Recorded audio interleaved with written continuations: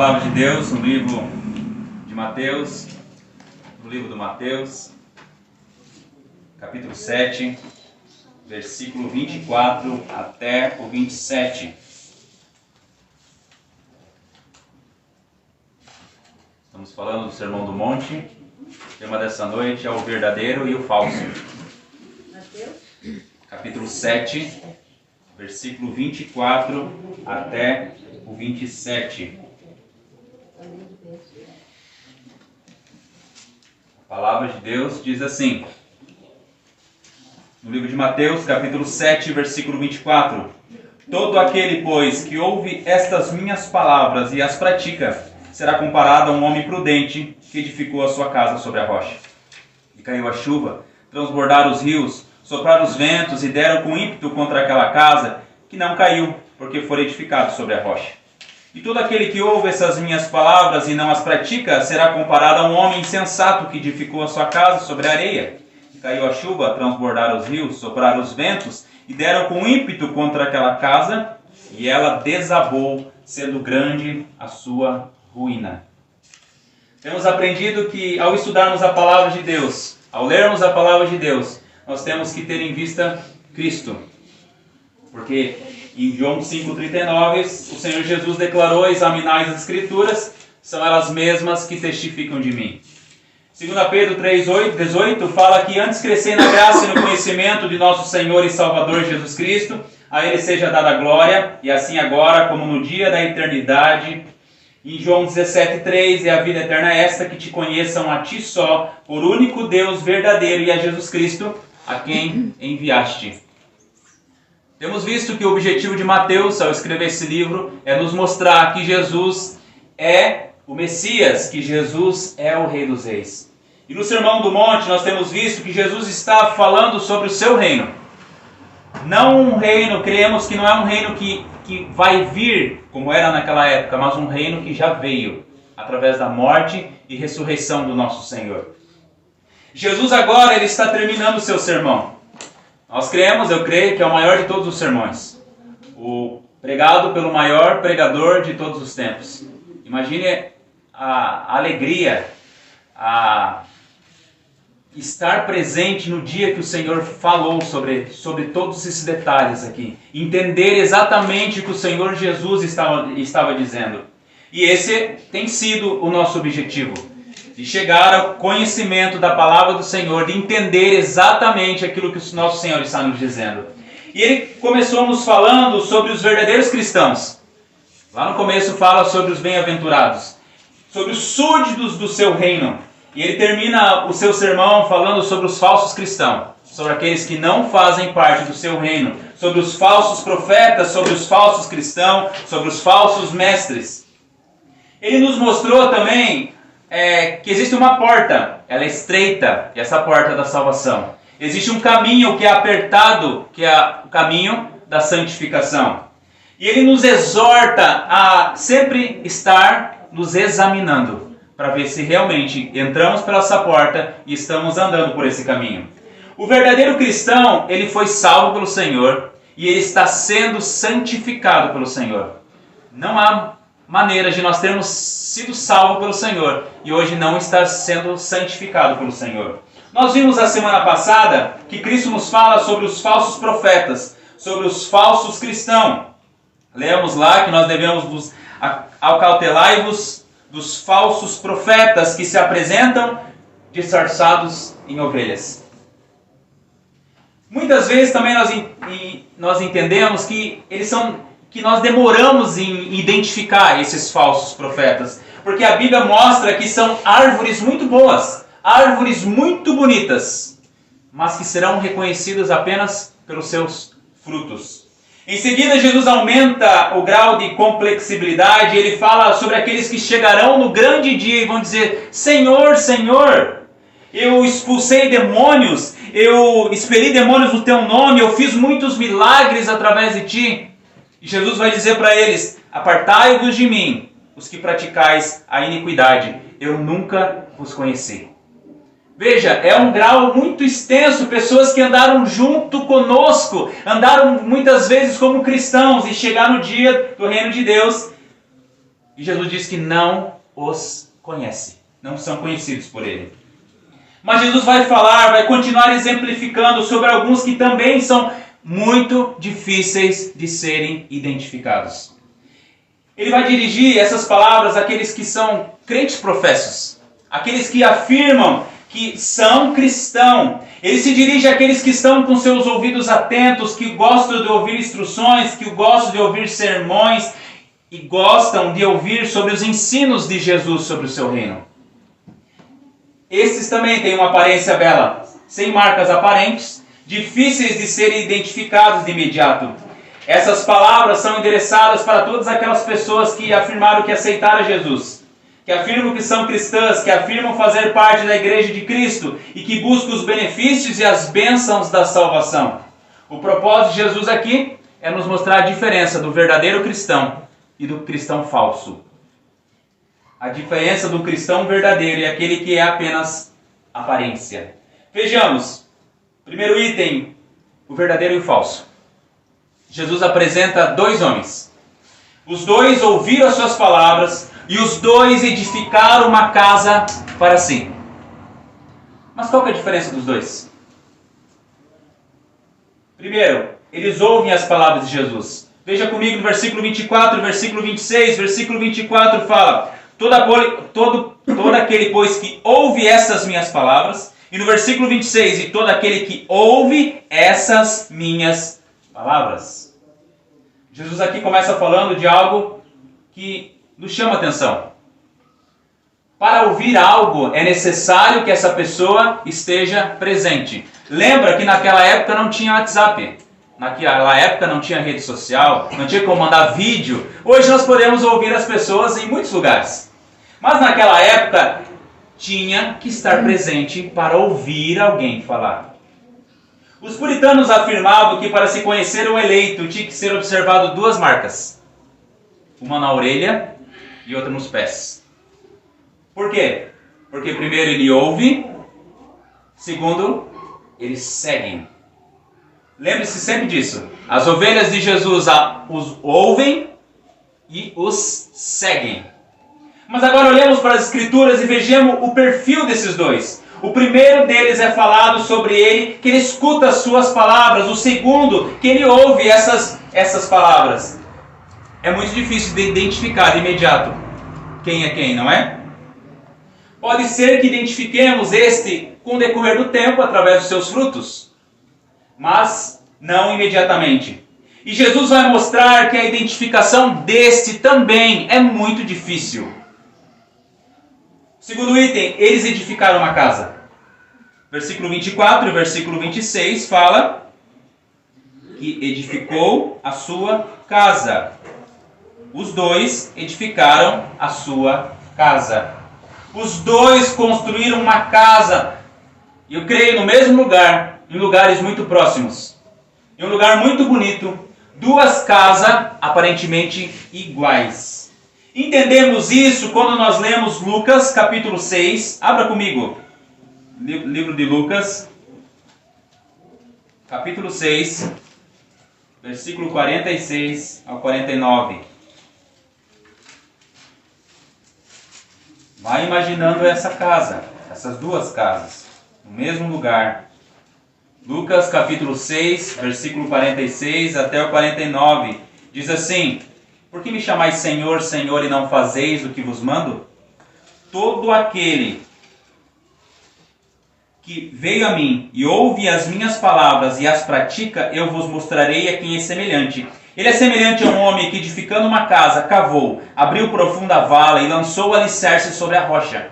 E vindo a enchente, arrojou-se o rio contra aquela casa e não a pôde abalar, por ter sido bem construída. Mas o que ouve e não pratica é semelhante a um homem que edificou uma casa sobre a terra sem alicerces, e arrojando-se o rio contra ela, logo desabou. E aconteceu que foi grande a ruína daquela casa.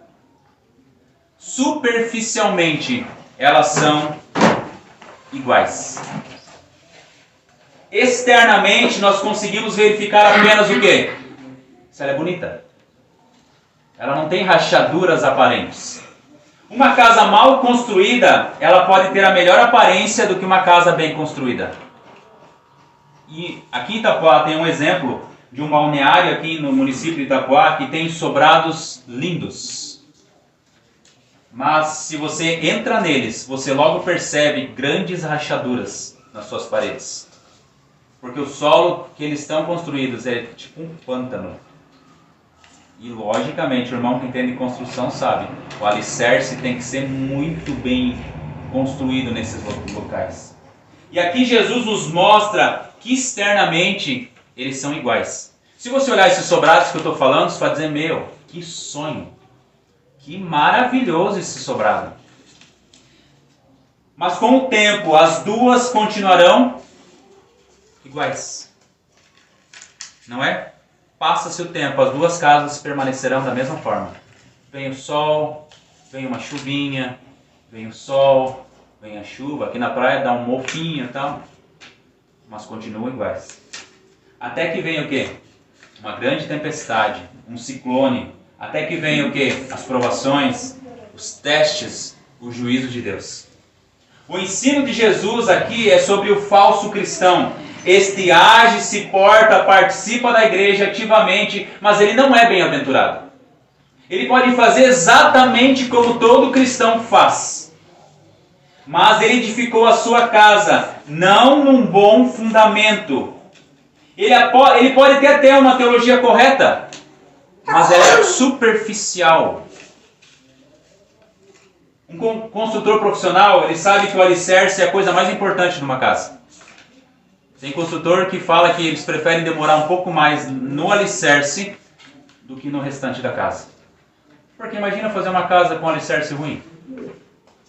Faz sentido? Se você fizer um alicerce ruim, tu tem como desmanchar a casa e fazer... desmanchar o alicerce e fazer novamente? Não tem como colocar um alicerce depois da casa estar pronta já. Então, o alicerce mal feito é uma casa mal feita. Abra comigo 1 Coríntios.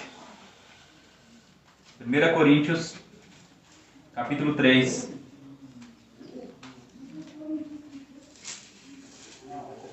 Versículo 10 ao 13.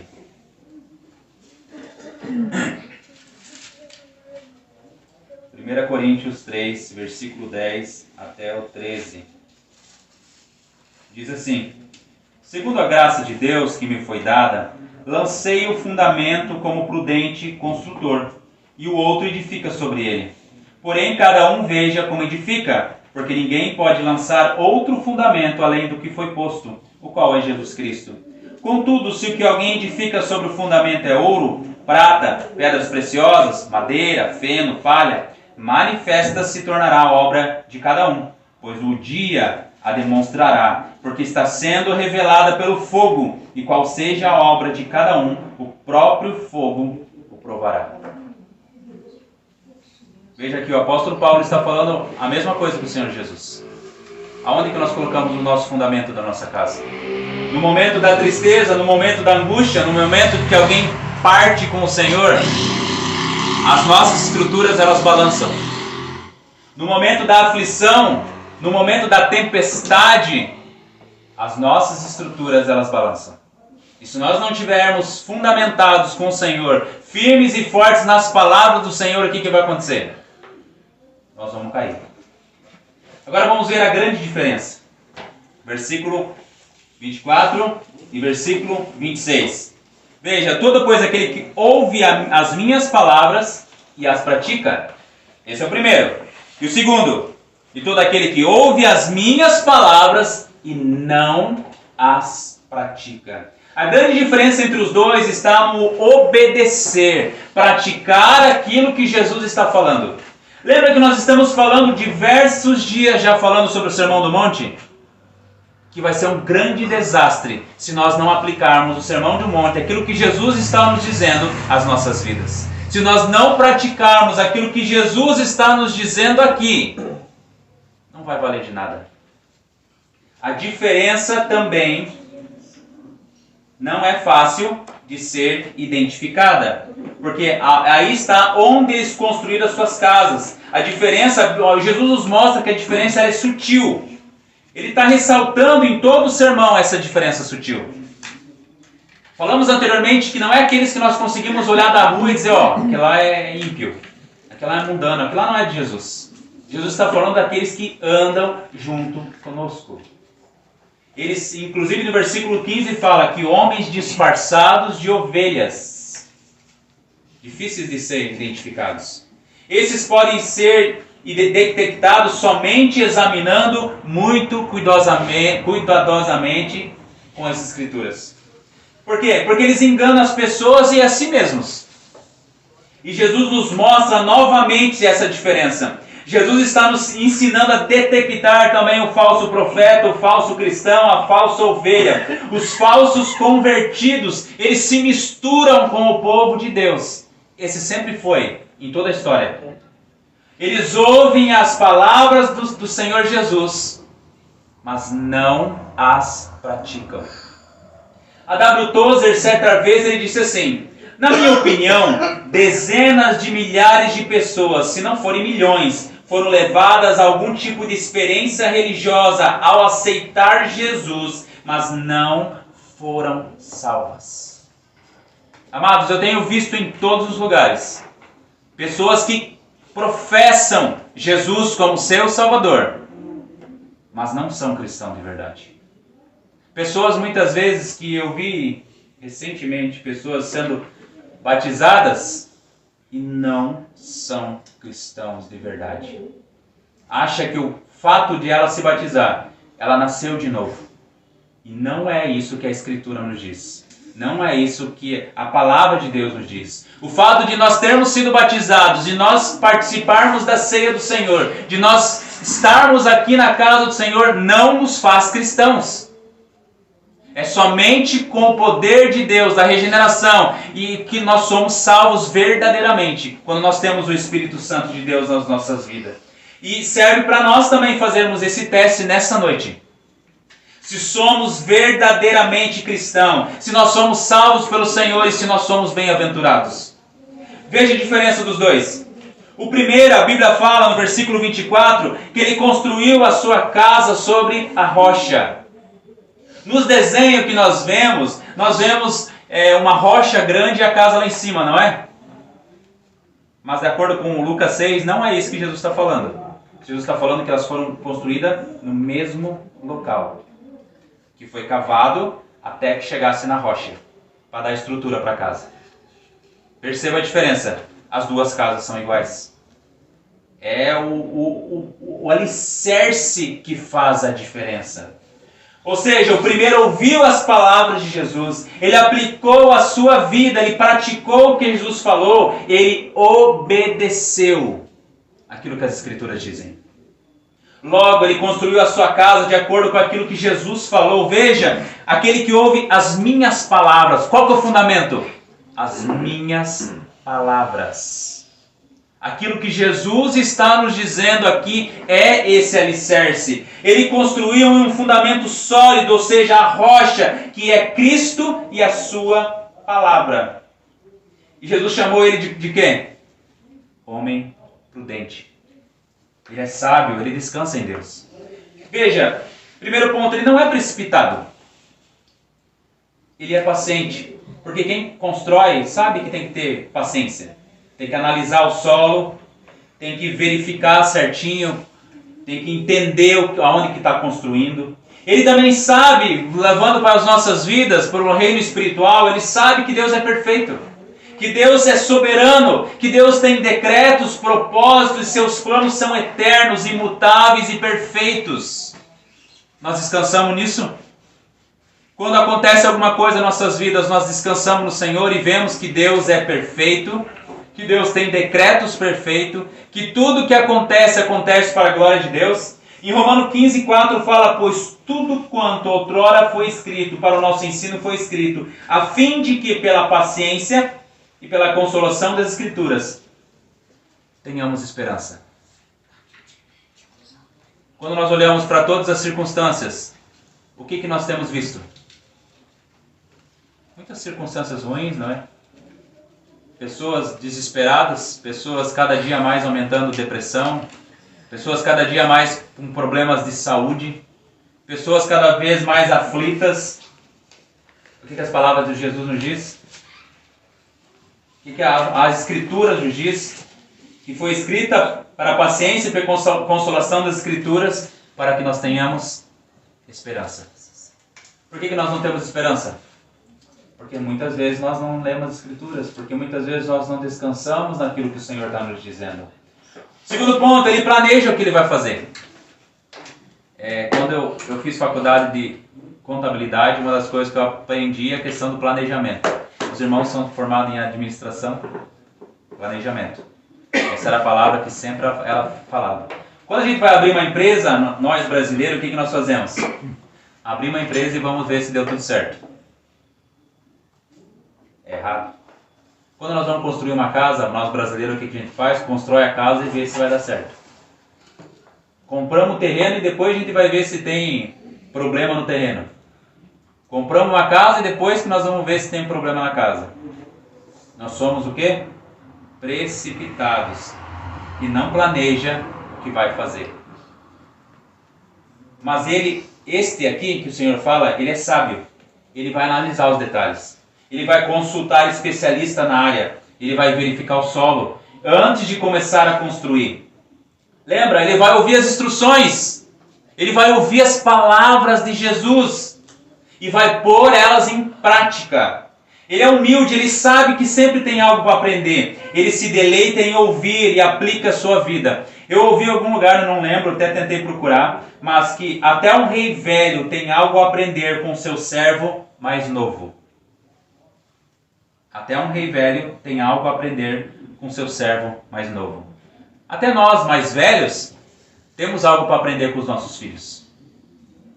Assim como diz Eclesiastes 4,13, melhor é o jovem pobre e sábio do que o rei velho e insensato, que já não se deixa admoestar. Todos nós temos algo para aprender. E esse é o que o Senhor está nos dizendo aqui também na sua palavra. Terceiro lugar, ele está pronto a ouvir e aprender e a fazer conforme as instruções. Não adianta nada nós ouvirmos, nós aprendermos, lermos o manual inteiro e montarmos o ventilador de ponta cabeça. E acharmos que está top. O vento vai para o lado errado, mas não tem problema, a gente fica atrás do ventilador. Já vi pessoa montando assim, não faz nenhum sentido. Ele deseja obter conhecimento da verdade, entendimento e aplicar a sua vida. Em Provérbios 3, 13 e 14 fala: feliz é o homem que acha sabedoria e o homem que adquire conhecimento, porque melhor é o lucro que ela dá do que a da prata, e melhor a sua renda do que o ouro mais fino. Veja, também ele se preocupa se pode acontecer algo consigo e com a sua família também. Por isso ele ouve as instruções e aplica a sua vida. E o segundo? No segundo versículo 26 fala: ele edificou a sua casa sobre a areia. Ele edificou a sua casa sem alicerce. O segundo ouviu as palavras de Jesus, mas ele é teimoso, ele não aplicou a sua vida. Ele não praticou aquilo que Jesus falou. Ele é muito orgulhoso para obedecer aquilo que o Senhor está falando.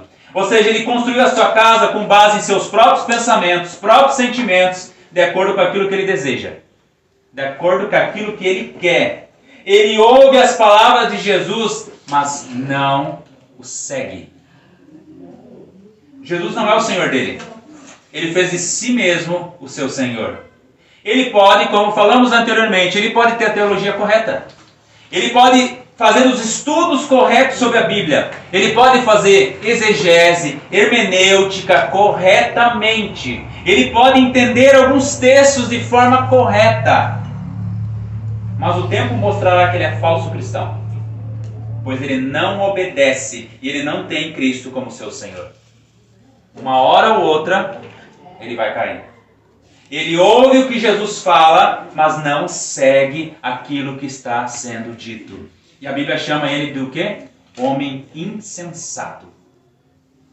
Primeiro, ao contrário do outro, ele é precipitado. Ele está sempre com pressa. Tem que resolver agora. Não, mas vamos pensar. Não, tem que resolver agora. Vamos fazer agora?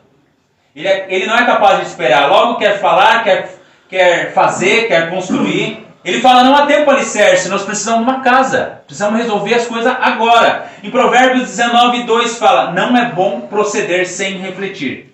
E peca quem é precipitado. Ele também não tem tempo para instrução. Se ele é precipitado, logicamente ele não tem tempo para ser instruído. Ele prefere fazer do seu jeito, pois ele é impaciente, despreza a instrução, despreza o ensino. Para que consultar arquiteto, engenheiro, um construtor profissional? Alguém que sabe? Se eu sei o que estou fazendo. Se eu fosse fazer um muro, o muro caía. O caminho do insensato, aos seus próprios olhos, parece reto. Mas o sábio dá ouvido a conselhos. Provérbios capítulo 12, versículo 15. Ele também ouve, já tendo decidido que vai fazer do seu jeito. Você conhece alguém assim? Que a pessoa, você conversa com a pessoa, mas a pessoa já decidiu o que ela vai fazer. Você, ao perceber, você fala assim, nossa, que perca de tempo falar. Não é, a pessoa já decidiu. Ela veio te fazer uma pergunta, mas ela já decidiu o que ela vai fazer. Não é frustrante de tentar falar com uma pessoa dessa forma? Ele considera as instruções desnecessárias. Ele não precisa aprender nada, ele aprende sozinho. Ele fala, tudo está indo muito bem do meu jeito. Provérbios 10, 21 fala, os lábios do justo apacentam a muitos, mas por falta de senso morrem os tolos. Ele também não aprende com seus erros, porque ele é um tolo. Romanos 12, 1 fala, quem ama a disciplina ama o conhecimento, mas o que aborrece a repreensão é estúpido. Ele é insensato, ele é tolo, ele é estúpido, pois nem se importa com o que pode acontecer com a sua casa, nem se importa com o que pode acontecer com a sua família. O que pode acontecer com a sua família quando vir o vento? Cai a casa. Todos perecem. Uma grande tragédia acontece. Ele é muito orgulhoso. Em Provérbios 26, 12, tem visto a um homem que é sábio aos seus próprios olhos? Maior esperança há no insensato do que nele. Existem graus de insensatez e o mais elevado é daquele que se acha sábio. Agora continuamos no ensino de Jesus. Logo depois de tudo isso, ao aprendermos o perfil de cada um dos dois, Jesus fala no versículo 25 e no versículo 27 sobre o juízo. O juízo, as provações, as lutas, as dificuldades. Vejamos o que está escrito no versículo 25. Alguém quer ler o versículo 25 e versículo 27? E desceu a chuva, e correram rios, e sopraram ventos, e combateram aquela casa, e não caiu, porque estava edificada sobre a rocha. 27.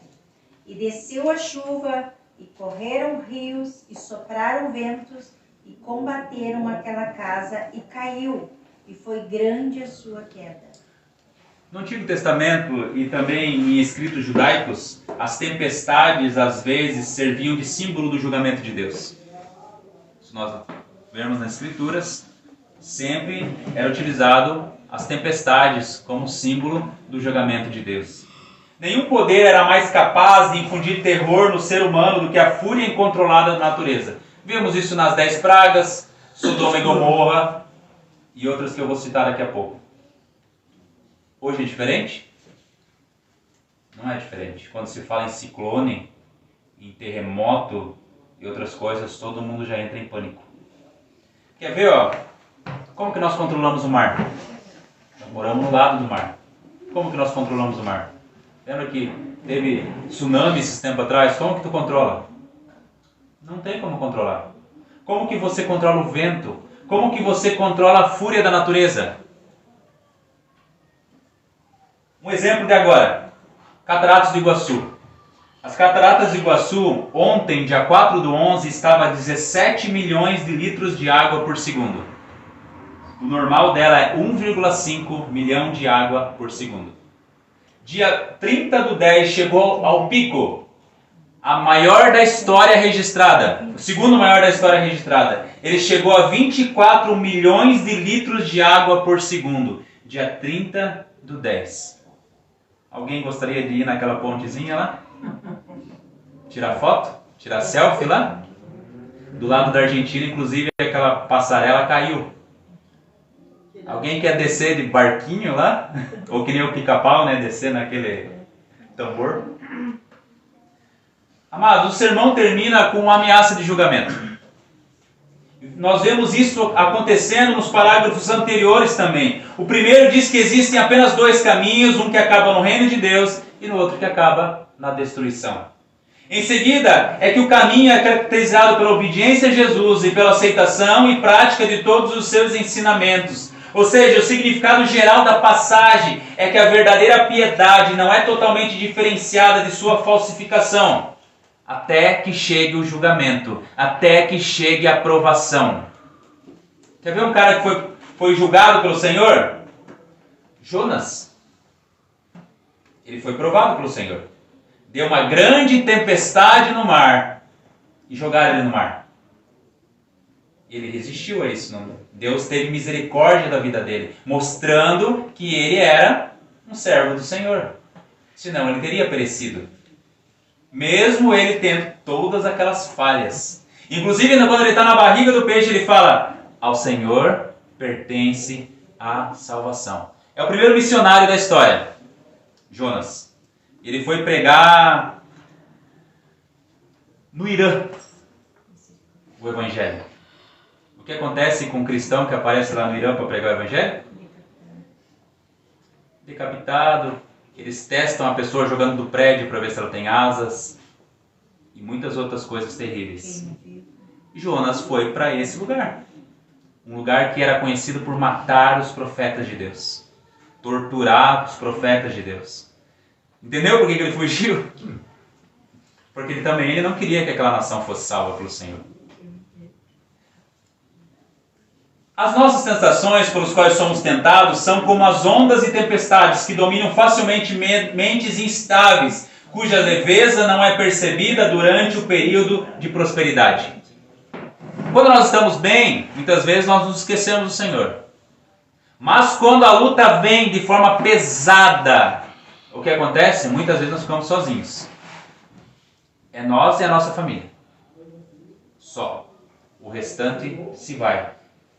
Esse aqui também quer dizer que o Evangelho, se não estiver profundamente enraizado na mente, é como um muro que foi elevado a uma grande altura, mas não repousa sobre nenhum fundamento. Adianta ter um muro sem alicerce?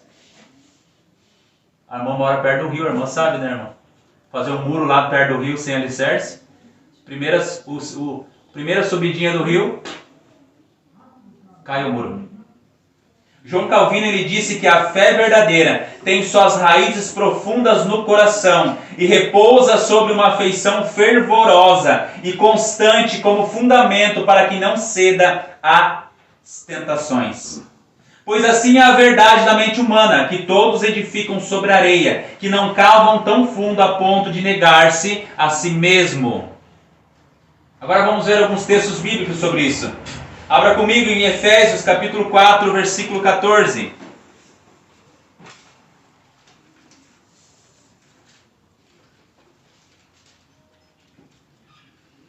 Efésios 4, 14. Alguém quer ler? Para que não sejamos mais meninos inconstantes, levados em roda por todo vento de doutrina, pelo engano dos homens que, com astúcia, enganam fraudulosamente. Veja, não sejamos mais como meninos. O que os meninos são, muitas vezes? Não têm sabedoria, muitas vezes. São precipitados, são inexperientes. E muitas vezes agem com rebeldia. Não é o caso de vocês. Né, José? E o texto continua. Agitados de um lado para o outro e levados ao redor por todo vento, perceba, vento de doutrina. Eu falo para vocês agora, irmãos, a ceia é tal coisa. os irmãos saem daqui, escutam na TV, qualquer pessoa falando que a ceia é outra coisa, vocês vão para aquele lá.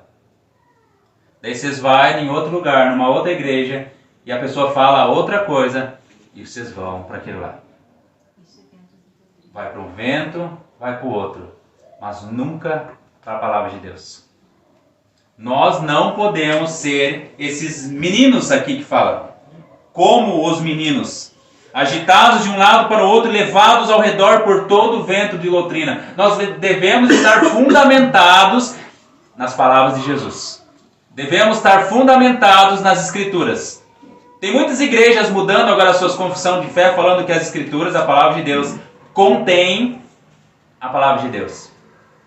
Esse é um grande problema, porque ela não contém, ela é a palavra de Deus.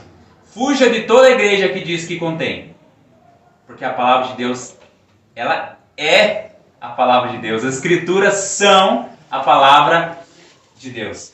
E esse vento de doutrina me faz lembrar uma música antiga do Jair Pires, que fala assim: eu comparo a vida do homem sem Deus como uma folha seca caída no chão, que vai para onde o vento levar. Tudo é tristeza, tudo é solidão.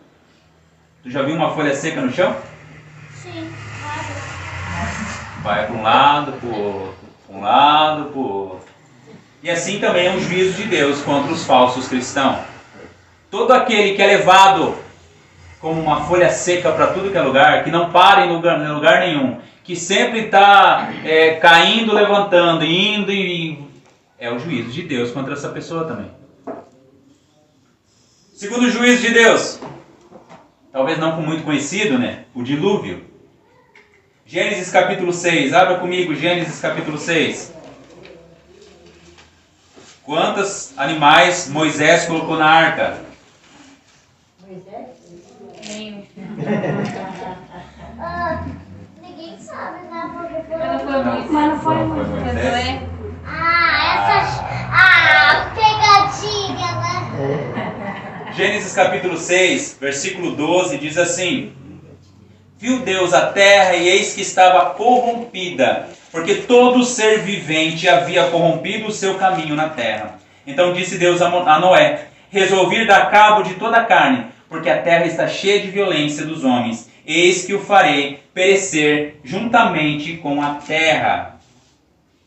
Gênesis 7, versículo 6 fala: tinha Noé 600 anos de idade quando as águas do dilúvio inundaram a terra. Versículo 11 e versículo 12.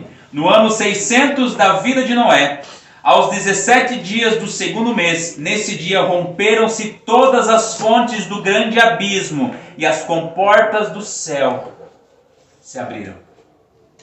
Toda a terra que estava no abismo subiu e toda a terra do céu desceu. Bom, ficou bem pentecostal.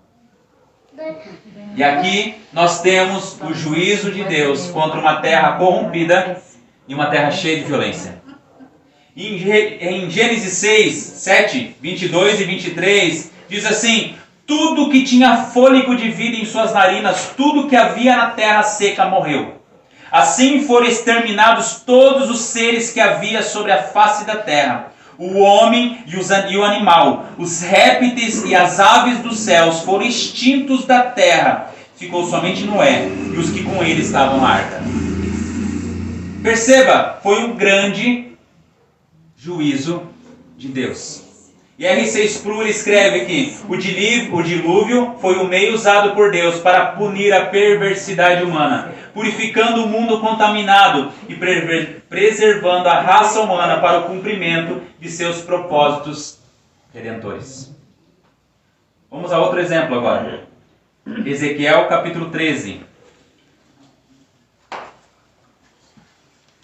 Ezequiel capítulo 13, versículo 10 ao 14.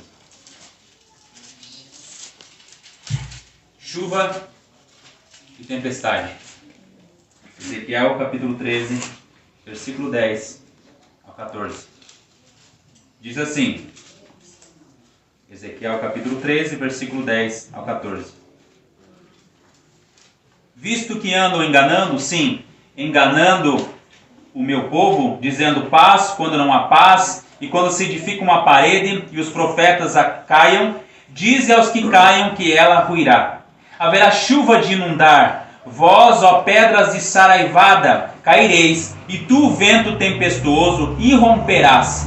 Ora, eis que caindo a parede não vos dirão, onde está a cal com que a caiastes? Portanto, assim diz o Senhor Deus, tempestuoso vento farei irromper no meu furor, e chuva de inundar haverá na minha ira, e pedras de saraivada na minha indignação para o consumir. Derribarei a parede que caiastes, darei com ela por terra, e o seu fundamento se descobrirá. Quando cair, perecereis no meio dela, e sabereis que eu sou o Senhor.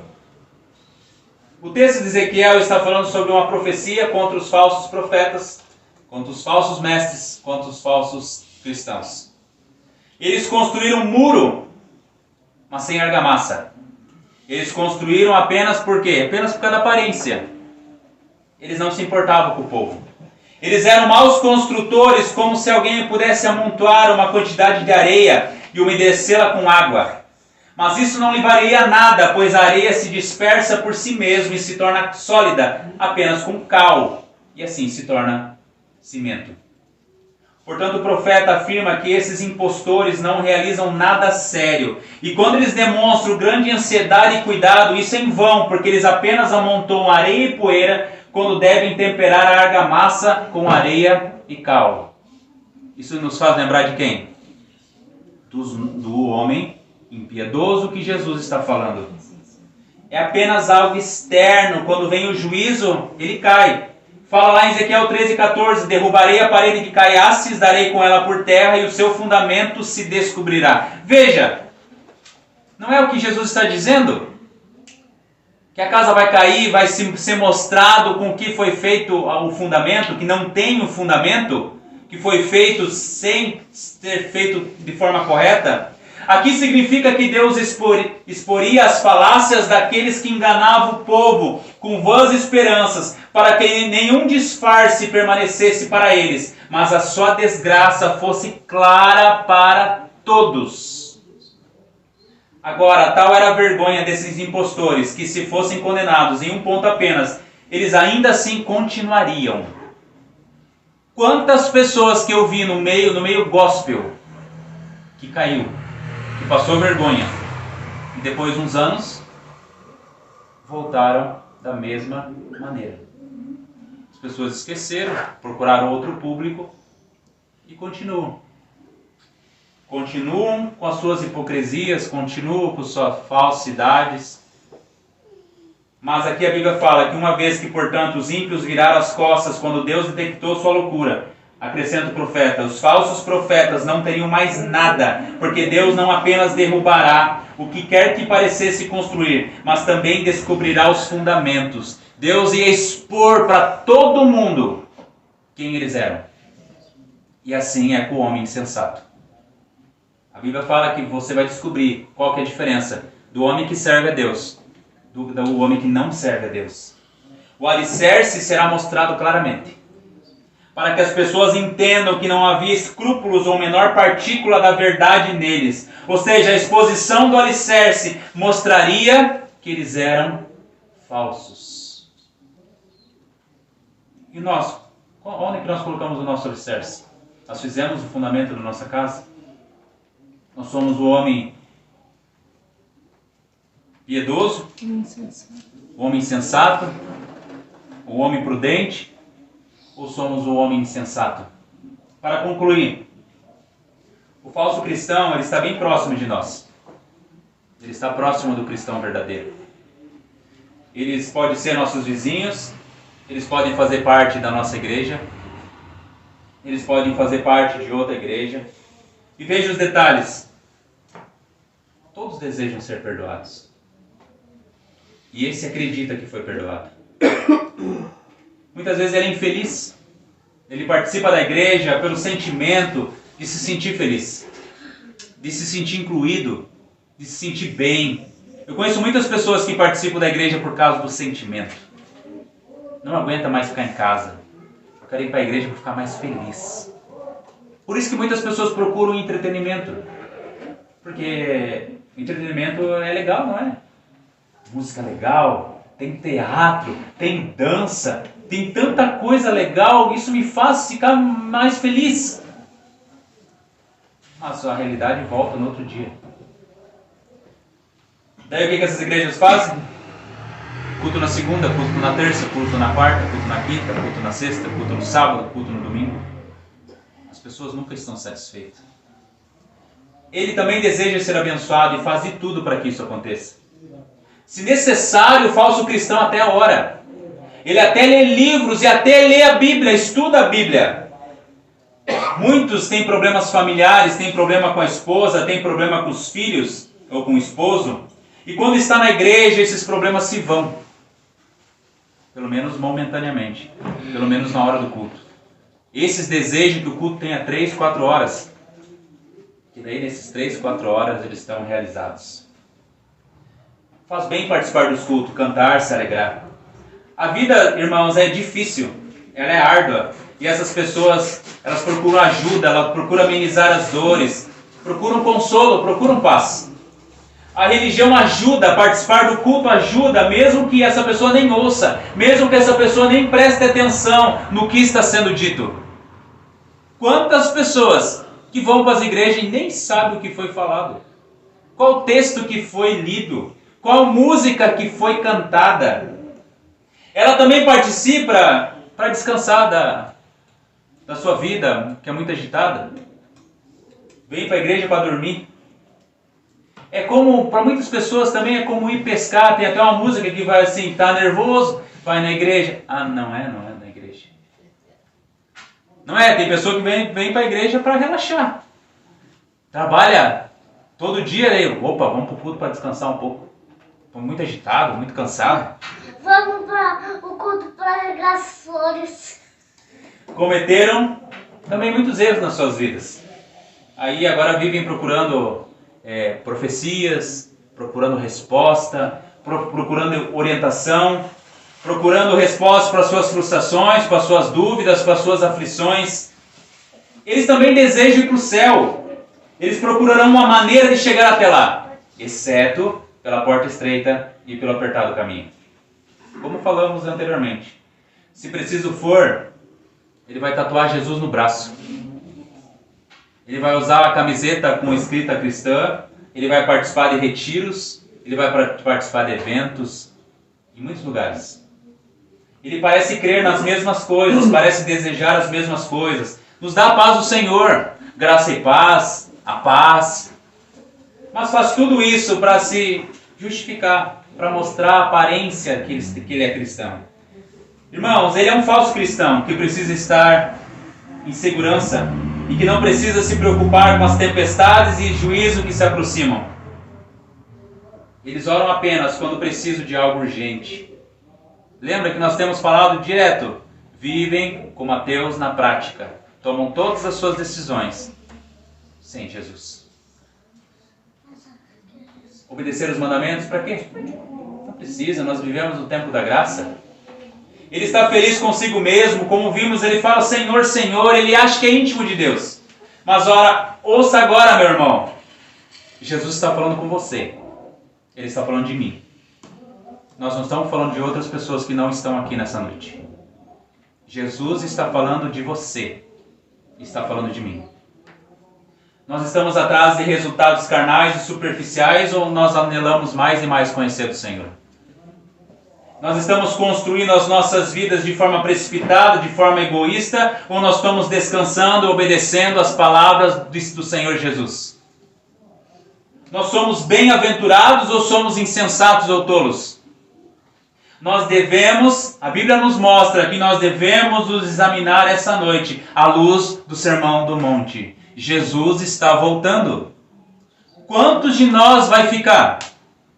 Quantos de nós vai ser como aquelas nécias, insensatas? Quantos de nós que construiu a sua casa sem fundamento, que não pratica aquilo que é falado na casa do Senhor?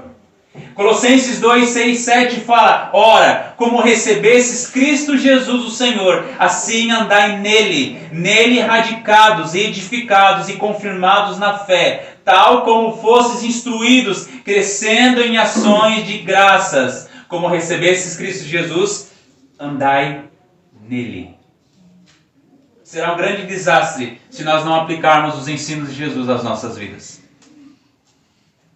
Lembra que Jesus está falando sobre praticar? Lucas 6,46 fala: por que me chamais Senhor, Senhor, e não fazeis o que eu mando? Chamar Jesus de Senhor equivale a dizer que nós estamos obedecendo a Ele. Não é meramente uma expressão verbal de comprometimento com Ele, mas antes é a prontidão de agir segundo os seus ditos que distingue a pessoa cuja casa escapará do dilúvio do juízo escatológico. O que vai acontecer com uma pessoa que não está dentro da arca no momento que vinha o juízo de Deus sobre essa terra? A entrada do reino, afinal, depende de obediência. Não a obediência que gera pontos de mérito, mas a que se curva ao senhorio de Jesus em tudo e sem reservas. Essa obediência se combina necessariamente com arrependimento genuíno, tornando os dois quase indissociáveis. Irmãos, a obediência é tudo. Se vocês amam o Senhor, cumpram os seus mandamentos, guardem os seus mandamentos, obedeçam ao Senhor. Os versículos anteriores acabaram de mostrar que é assim. Agora Jesus conclui o Sermão do Monte com um parágrafo iniciado com um incisivo portanto. Ele está finalizando o Sermão do Monte. Portanto, todo aquele, pois, que ouve essas minhas palavras e as pratica, será comparado a um homem prudente que edificou a sua casa sobre a rocha. Porque somente aquele que faz a vontade de Deus do Pai entrará no seu reino. Amém? Amém. Louvado seja o nome do nosso Senhor.